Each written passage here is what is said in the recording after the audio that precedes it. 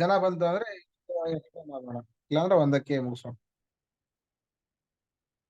ನಾರಾಯಣಂ ನಿಖಿಲ ಪೂರ್ಣ ಗುಣೈಕದೇಹಂ ನಿರ್ದೋಷಂ ಅಪ್ಯತಮಪ್ಯಖಿಲೈ ಸ್ವಾಕ್ಯೈಃ ಅಸ್ಯೋದ್ಭವಾದಿತಮಶೇಷ ವಿಶೇಷತೋಪಿ ವಂದ್ಯಂ ಸದಾ ಪ್ರಿಯತಂ ನಮಸನ್ನಮಾಮಿ.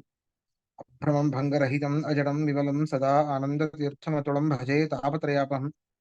ಪೃಥ್ವೀಮಂಡಲಮಧ್ಯಸ್ಥಾಃ ಪೂರ್ಣಬೋಧಮತಾನುಗಾಃ ವೈಷ್ಣವಾಃ ವಿಷ್ಣುಹೃದಯಾಃ ತಾನ್ನಮಸ್ಸೇ ಗುರೂನ್ ನಮಃ. ಶ್ರೀ ಗುರುಭ್ಯೋ ನಮಃ. ಹರಿ ಓಂ. 44ನೇ ಶ್ಲೋಕ ಆಗಬೇಕು, ಹೌದಾ? ಹೌದು ಆಚಾರ್ಯ. ಸರಿ. ನ ಪೌರುಷೇಯಂ ವಚನಂ ಪ್ರಾಮಾಣ್ಯೇನ ವಿನಿಶ್ಚಿತಂ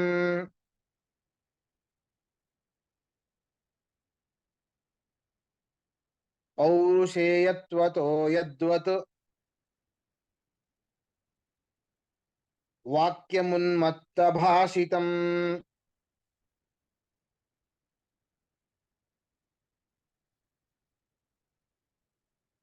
ಈಗ ಬುದ್ಧರನ್ನ ಅರ್ಥಾತ್ ಬೌದ್ಧರನ್ನ ನಾವು ಖಂಡನೆ ಮಾಡಿದ್ವಿ, ಸರಿ ಇಲ್ಲ. ಏನು, ನೀವು ವೇದವನ್ನ ಪ್ರಮಾಣ ಅಂತ ಅಂಗೀಕಾರ ಮಾಡಲೇಬೇಕು ಅಂತ ಹೇಳಿದ್ವಿ. ಯಾಕೆ? ವೇದದಿಂದ ಮಾತ್ರ ಧರ್ಮಾದಿಗಳನ್ನ, ಧರ್ಮ, ಈಶ್ವರ, ಸ್ವರ್ಗಾದಿ ಲೋಕಗಳು ಅಂದ್ರೆ ಪರೋಕ್ಷ ಲೋಕಗಳು ಏನಿವೆ ಅವನ್ನೆಲ್ಲ ತಿಳಿಲಿಕ್ಕೆ ಪ್ರತ್ಯಕ್ಷದಿಂದ ಸಾಧ್ಯ ಇಲ್ಲ. ಅನುಮಾನ ಕಾಮಚಾರಿಯಾಗಿದೆ. ಅದರಿಂದ ನಿತ್ಯವಾದ ಅಪೌರುಷೇಯವಾದ ವೇದಗಳಿಂದಲೇನೆ ಅದನ್ನ ತಿಳಿಯಬೇಕು. ಆದ್ದರಿಂದ ವೇದವನ್ನ ನೀನು ಪ್ರಮಾಣ ಅಂತ ಹೇಳಲೇಬೇಕು ಅಂತ ಹೇಳಿದ್ರು. ಅದಕ್ಕೆ ಆ ಬೌದ್ಧ ಹೇಳ್ತಾ ಇದ್ದಾನೆ, ಬೇಡಪ್ಪ, ವೇದವನ್ನ ಪ್ರಮಾಣ ಅಂತ ಒಪ್ಕೊಳ್ಳೋದು ಬೇಡ. ಮತ್ತೇನು, ಆಪ್ತರಾದ ನಮ್ಮ ಗುರು ಹಿರಿಯರಿದ್ದಾರೆ, ಬುದ್ಧ ಇದ್ದಾನೆ, ಅವನ ಮಾತಿನಿಂದಲೇನೆ ನಾವು ಧರ್ಮಾದಿಗಳನ್ನ ತಿಳಿಯೋಣ. ಬುದ್ಧ ಹೇಳ್ತಾನೆ, ಈ ಧರ್ಮ ಇದೆ, ಇದು ಅಧರ್ಮ, ಈ ರೀತಿ ಲೋಕ ಇದೆ ಅಂತ ಅವನ ಮಾತುಗಳಿಂದಲೇನೆ ನಾವು ಹೇಳಬಹುದು, ಮಾತುಗಳಿಂದಲೇನೆ ಧರ್ಮಾದಿಗಳನ್ನ ತಿಳಿಯಬಹುದು ಅಂತ ಹೇಳಿದರೆ ಅದಕ್ಕೆ ಉತ್ತರ ನೋಡಿ. ಹುಚ್ಚನ ಮಾತು ಎಂದಾದ್ರೂ ಪ್ರಮಾಣ ಆಗತ್ತಾ? ಹುಚ್ಚನ ಮಾತು, ಈಗ ಯಾವನೋ ಒಬ್ಬ ಹುಚ್ಚ ಬಂದು ಹೇಳ್ತಾನೆ, ಅವನ ಮಾತು ಅವನು ಏನೇ ಹೇಳಲಿ ಸರಿ, ಅವನು ಹುಚ್ಚ, ಆನೆ ಹೋದ್ರೂ ಕೂಡ ಇರುವೆ ಹೋಯಿತು ಅಂತ ಹೇಳ್ತಾನೆ, ಆ ಮಾತು ಪ್ರಮಾಣ ಆಗತ್ತಾ? ನಮ್ ಕಣ್ಣಿಗೆ ಕಾಣಿಸ್ತಾ ಇದೆ ದೊಡ್ಡ ಆನೆನೇ ಇದೆ ಅಂತ, ಅವನು ಹುಚ್ಚ, ಆನೆ ಯಾವುದು ಇರುವೆ ಯಾವುದು ಅಂತ ಗೊತ್ತಿಲ್ಲ ಅವನಿಗೆ. ಹಾಗೆ ಅವನ ಮಾತು ಹೇಗೆ ಪ್ರಮಾಣ ಆಗೋದಿಲ್ವೋ ಹಾಗೆ ಬುದ್ಧಾದಿಗಳ ಮಾತು ಕೂಡ ಪ್ರಮಾಣ ಆಗೋದಿಲ್ಲ. ಅಂದ್ರೆ ಇಲ್ಲಿ ಬುದ್ಧಾದಿಗಳು ಹುಚ್ಚರು ಅಂತ ಅರ್ಥ ಅಲ್ಲ, ಪೌರುಷೇಯ ವಾಕ್ಯವು ಪ್ರಮಾಣ ಆಗೋದಿಲ್ಲ. ಅಂದ್ರೆ ಪುರುಷರು ಹೇಳಿದಂತಹ ವಾಕ್ಯಗಳು ಪ್ರಮಾಣ ಆಗೋದಿಲ್ಲ ಅಂತ. ಈಗ ಬುದ್ಧಾದಿಗಳು ಪುರುಷ, ಅವನು ಮನುಷ್ಯರ ಮಾತು ಅದು ಪ್ರಮಾಣ ಅಲ್ಲ. ಅಲ್ಲ, ಅವ್ರು ಹುಚ್ಚರಲ್ಲಪ್ಪ, ಆಪ್ತರಿದ್ದಾರವರು, ಪರಮ ಆಪ್ತರವರು, ನನಗೆ ಬೇಕಾದಷ್ಟು ಸಹಾಯ ಮಾಡಿದ್ದಾರೆ, ಮಹಾಜ್ಞಾನಿಗಳು ಅಂತ ಗೊತ್ತಿದೆ. ಆಪ್ತರಾದವರಲ್ಲಿ ಸಂದೇಹ ಬರ್ಲಿಕ್ಕೆ ಹೇಗ್ ಸಾಧ್ಯ?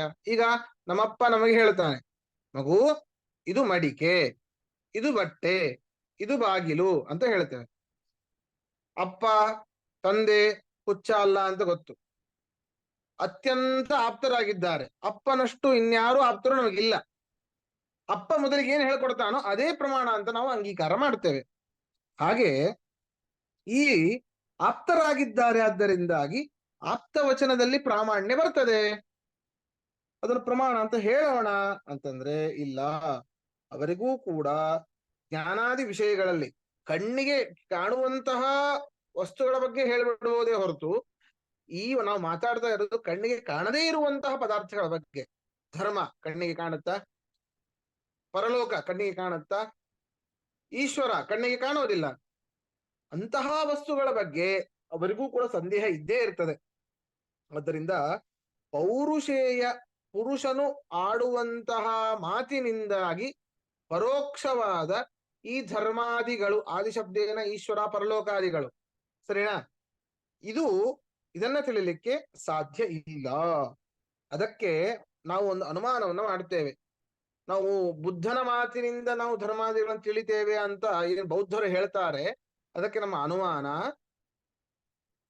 ಬೌದ್ಧವಾಕ್ಯಂ ಬುದ್ಧವಾಕ್ಯಂ ಮಾನಂ ನ ಪೌರುಷೇಯತ್ವಾತ್.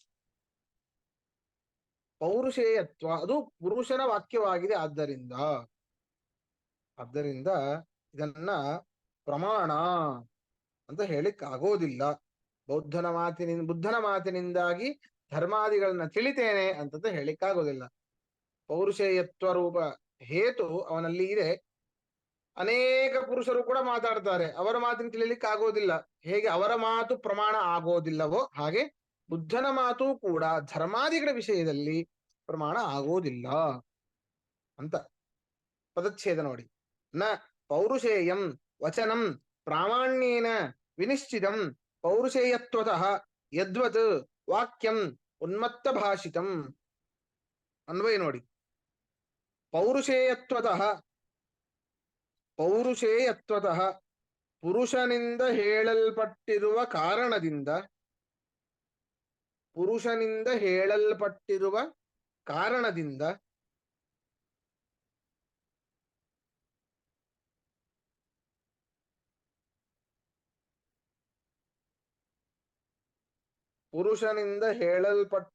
ಕಾರಣದಿಂದ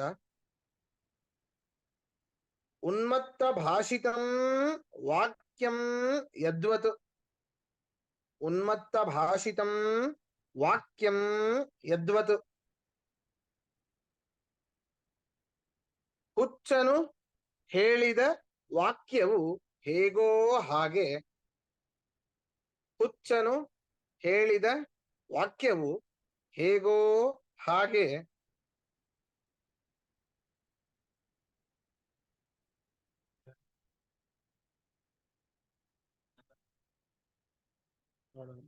ಹೆಸರೇನು ಮುಂದಿನ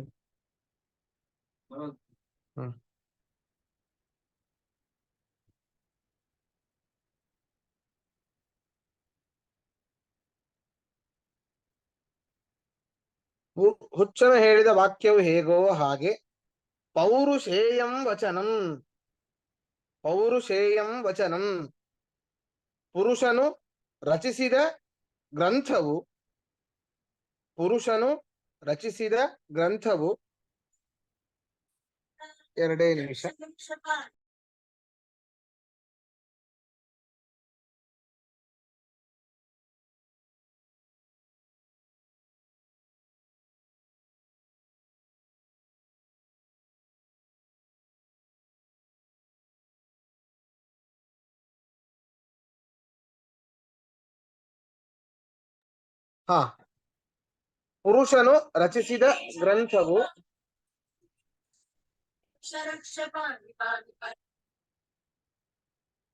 ಪುರುಷನು ರಚಿಸಿದ ಗ್ರಂಥವು ಪ್ರಾಮಾಣ್ಯೇನ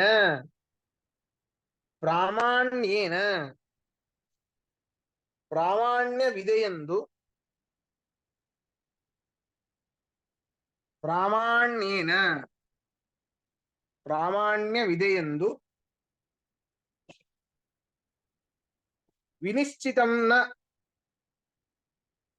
ವಿನಿಶ್ಚಿತಂ ನ ನಿಶ್ಚಯಿಸಲ್ಪಟ್ಟದ್ದಲ್ಲ.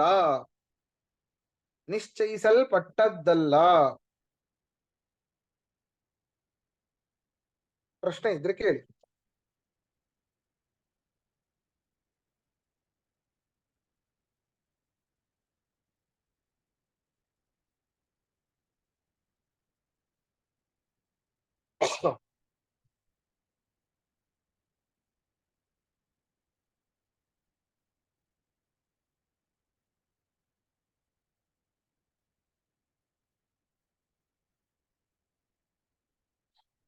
ಪ್ರಶ್ನೆ ಇಲ್ವಾ?